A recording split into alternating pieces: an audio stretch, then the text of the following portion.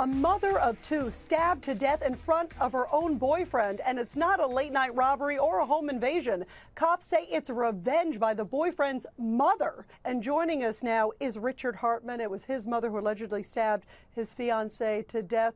And Richard, first of all, I cannot imagine how you and your family are feeling. We are so sorry for your loss. Richard, I want to have you kind of take us back to what happened that very difficult night. You said you heard nudging and shouting. You were in the house at the time. Then what happened next? Well, I'm sorry. I heard some, they was kind of fussing, so I didn't pay no mind. I was watching TV, and I heard some shuffling in the other room, so I ran in there. I broke them up. Teddy turned away to walk towards the kitchen, and I was turning away, and out the corner of my eye, I seen Mom pull something out the back of her sweats. And when I turned around, it was already in the back of Tanya. She fell to the ground. And so I'm fighting Mom off with one arm, and I'm holding pressure on the wound the best I can. I let off the wound to get my phone to call 911, and Mom comes around and stabs her again and starts laughing. Why don't you just die? So I let go of the wounds. I'm struggling with Mom to make sure she don't stab me or go after nobody else in the house. And then when the cops came, I let them in, and I just went in the front yard and started crying because I knew what happened. She looked right at me, and she took a big breath of air, and it was like all of her color left. It was like her spirit left her body. And Richard, the police was telling me that they took her for X-rays, but she was in your arms when she passed away, Richard? Yeah, and then Mom looked like she was coming back again, so I let go of Tanya. And I was trying to fight my mom until the police came, trying to restrain her from hurting Tanya anymore, coming after me. Because how do I know one of them stabs wasn't intended for me? And she just got carried away. How do I know she wasn't going to go after my kids or my dad that I've been fighting my whole life to take care of my father?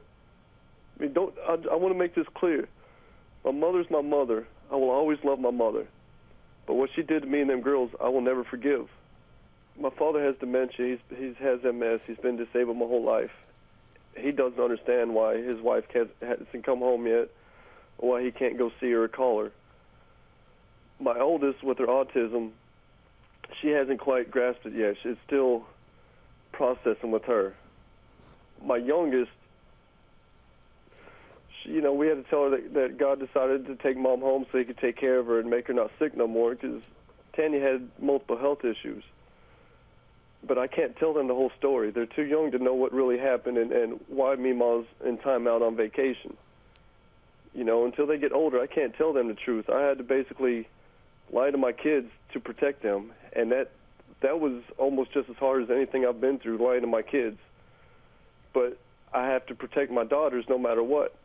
Richard, how old are your daughters, too? Some very, very precious young girls. And one of them, I understand, walked in and saw their mother, lying in the ground? My youngest is 6. Her birthday's actually Sunday. This happened 2 weeks before her birthday. Oh. My oldest is 9. When I came home, my youngest told me she looked out her door and seen the paramedics and Mommy was fainted. And I never told her what happened. But she come up to me yesterday. She said, "Daddy, you got to quit smoking cigarettes because that's what killed Mommy." And it's just so hard for me just to hear that. I mean, it's not a problem about that. But my youngest, after Katrina, we moved in together. Me and my mother bought a house together, because both my parents disabled. Tanya had diabetes. She had lupus, rheumatoid arthritis, and a heart condition. And she was in nursing school. She had a year left in nursing school. With all the, with all the things going on in the house, she still went through school and still fought through every challenge and smiled. And what was the source of friction, Richard, between, your fiancé and your mom? And did you see this coming in any form? The friction. I had 2 dominant females in the house, so every once in a while there was bickering. There was, not really a power struggle, but no matter what me and Tanya did, it was never good enough. Did it ever get to physical altercations before, or did it? Not like this. There might have been a little nudge or something, but it was always just a little bickering, Then they'd walk off and kind of cool down. They'd get back together and they'd hang out, watch TV, play a game, or they'd be friends again in a couple minutes. No, You know, nothing beyond a nudge before. Well, no, not with her. Now, me growing up personally, you know, I went through the abuse. I went through the hatred. And, you know, my mom told me I should have never been born. I was a waste of flesh. You know, that was me. When my kids was born, my mom totally changed. She was a different person. She treated these kids like they was gold. You know, she did everything in her power to make sure the girls was happy.